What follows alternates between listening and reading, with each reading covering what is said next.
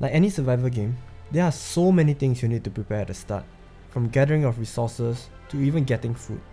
This guide is to show you the must-get PALS when you first build your base, so you don't have to do this mundane task every day and enjoy your playthrough in Palworld. I found this out when I played a second playthrough with my brother, and it only took me about 30 minutes to get my base set up before I began on my Palworld journey. This guide will be split into two segments. The first will be understanding what are the key things that has to be built, and the second segment will then be showing how the PALS can effectively support your base. I would also be putting a timestamp on when each segment starts, so you can jump to where you would like to focus on. There are 3 core things that your base must do when you first start out. The first will be gathering of resources such as stone and wood. To do so, you will require a lumbering skill for gathering wood, mining skill for gathering stones, and transporting skill to transport these resources to their respective chests.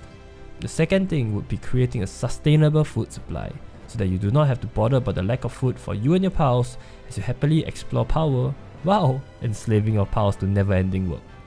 This would require 3 main skills: the gardening skill to help you plant your crops, the watering skill to help you water your crops, and lastly the transporting skill to transport the crops to the food basket. The last thing will be creating PAL spheres to help you gain levels quickly in game and have a never-ending supply of PAL spheres. To do so, this would require a farm technology unlock which is at level 5, and 2 main skills. The first skill would be grazing, where PALs can actually shit PAL spheres. Okay, only 1 PAL actually, but we'll touch on that later. And the second skill would be transportation to transport these spheres to the respective boxes. To summarize this segment, this means for a sustainable base, we will require lumbering, mining, transporting, gardening, watering, and grazing skill sets. Yes, it might sound like a lot, but that's why these PALs that I'm going to share with you will help alleviate these problems.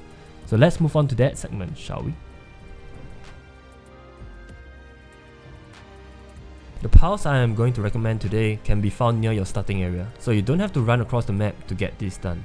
It is also readily available, so finding them shouldn't be too difficult. The first PAL you should really catch would be Cativa. Cativa has a level 1 mining and transporting skill, which is super useful to gather stones and transport anything in your base. It also has level 1 handiwork, so it can help you with crafting whatever is required. Cativas can also be found in the same area as where you first begin your journey, so it is probably the first PAL you will look to catch. The second PAL you should catch would be Leaf Monk. Leaf Monk has a level 1 lumbering, making gathering wood easy when paired with a Cativa. It also helps you plant crops to create a sustainable food source you so desire.